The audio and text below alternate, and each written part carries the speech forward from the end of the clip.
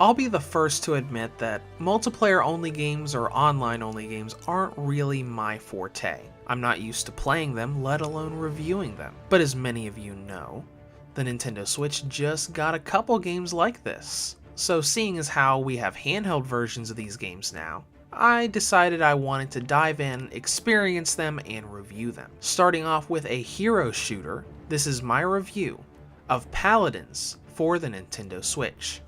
The thing about these online games is that they don't have stories to them. There's some lore involved here, but there's no story mode, no campaign mode. The only lore that you get in the game is through character profile pages when you look at all the different playable champions, quickly going into detail of this is this character's past. Outside of that, you don't really get a story at all.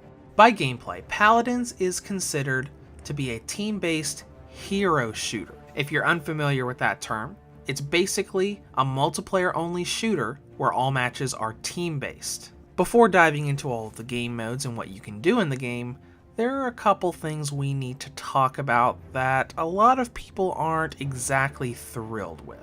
First of all, Paladins is a free-to-play game on literally every system except for the Switch right now. The free-to-play version is coming later this summer with an unspecified release date. Until then, the only way to play Paladins on the Switch is to chuck out $30 for the Founders Pack version of the game. This creates two problems. The first problem is the business model of this. As far as I am aware, Paladins on other platforms launched the free-to-play version and the paid options the same day. It's like the devs saying, hey handheld fans, if you want to play this game, you either gotta pay us for it or wait until an unspecified release window in the coming months.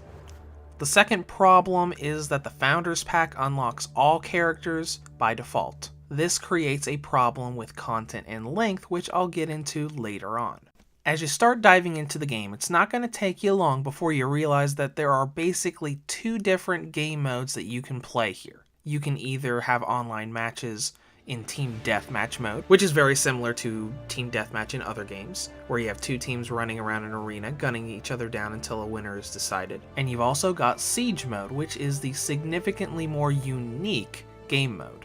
Siege mode basically has two phases. Phase 1 is where there's a capture point in the middle of the arena that both teams fight over. Once a winner of that portion is announced, a payload appears and starts moving towards the enemy base. That's when Phase 2 starts, where one team is escorting the payload and the other team is trying to get kills off to push back that payload. Now the game modes menu does have a third mode called ranked mode, but this isn't really a different type of game. It's basically a variation of Siege mode with leaderboard ranks tied to the end of matches. Now outside of all of the online modes, you've also got training mode, which lets you cooperate with other people online in each of the game modes against AI opponents, or go into the truly offline mode, shooting gallery, that lets you freely swap between all the playable characters so you can practice, learn how everyone works, and figure out who you want to be your main. And this is really where hero shooters feel different from other shooting games like Call of Duty, Battlefield, or even Halo. This is not a shooter where you all have the same kind of payloads and you go into an arena and just duke it out shooting at each other. Every single playable character has skills, abilities, different kinds of weapons, and a lot of exclusive things that no one else has. You might go into one match as Skye, the character who has a quick-fire crossbow attached to her wrist and a lot of deception and vision impairing sub-weapons. And you might go into the next match as Willow, a fairy who can use special abilities to fly high above everybody else and take people down from the skies. And that's where things get really unique here. Everyone plays different, everybody's got different abilities, and there are even several different payloads that you can customize and equip based on how you use that character and what abilities you use and what abilities you don't. And speaking of all of these characters, the Founders Pack unlocks all of them from the very beginning of the game, which brings me back to that second problem I mentioned earlier that ties into content and length. I spent hours upon hours trying to think of how to tackle content and length for this game, because games like Paladin don't have story modes, they don't have major tasks that you're moving towards, because they are focused on being the multiplayer and character customization aspect of a shooter and nothing else. And the Founders Pack creates a problem here. In the free-to-play version of Paladins, your main task is going to be using what characters you have to play the game and unlock the other characters so you can get your full roster. Well, the Founders Pack unlocks all of them from the get-go, and we don't have access to the free-to-play version yet, so that task is already done for us. I could say you could pick your main and play matches for hours upon hours to level them up to get all of their skills, but that's not really a main task. Those are just cosmetics and small skills to slightly enhance your battle experience. In short, I cannot give you an accurate amount of time for how long you're going to be spending on this game. You could really love the gameplay and spend hundreds of hours on it, or you could really dislike the gameplay and only spend 1 or 2 hours on it. That's not my only problem with gameplay though. Paladins has been around for quite a while on other systems, and they've had a lot of events, a lot of systems, and a lot of that it's gone through on those systems that are no longer available now. The main point here is that when you go into your champions, you look at all of their special costumes that you can get. Every once in a while you'll run into a little costume that just says exclusive by it. Like this costume right here, the Divine costume for the Sorceress Ceres, was part of the VIP store program that is no longer a thing.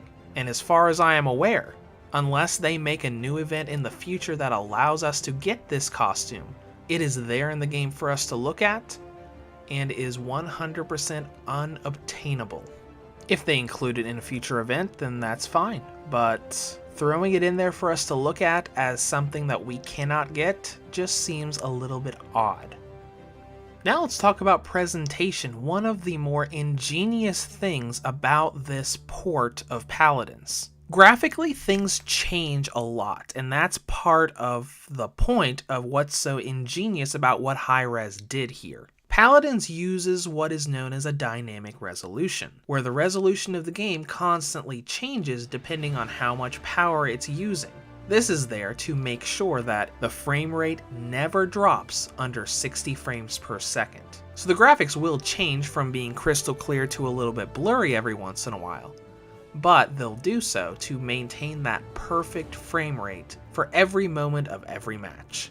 And that is really, really impressive, seeing not only a first-person shooter run on the Switch at 60 frames per second, but seeing it maintain that, both in docked mode and in handheld mode. Of course, presentation isn't without its own faults. The load times for this game are significantly longer than the other versions of the game, so you're going to have to be patient waiting to get into a match, but once you do, everything's going to be smooth sailing. Now, before we end this review, let's talk about battery life. I wasn't expecting that much out of it, especially after I had some pretty abysmal test results for Fortnite. But let's just go over it. Here are my battery times from 100% to 0%. Maximum brightness with the Wi-Fi on, 2 hours and 21 minutes. Maximum brightness with the Wi-Fi off, 2 hours and 46 minutes. Lower brightness with the Wi-Fi on, 3 hours and 13 minutes. Lower brightness with the Wi-Fi off, 3 hours and 42 minutes. So about 2.5 to 3 hours. And do note, I made these battery tests for having the Wi-Fi off solely because you can play shooting range in airplane mode. Now, in conclusion, Paladins on the Switch is a very fun and very unique experience, both as a shooting game and as a hero shooter. Now, it certainly isn't perfect. It's got long load times.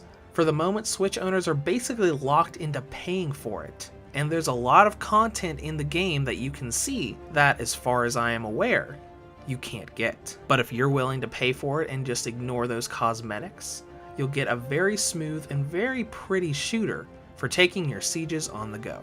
Reviews to Go rates Paladins for the Nintendo Switch a 7.5 out of 10.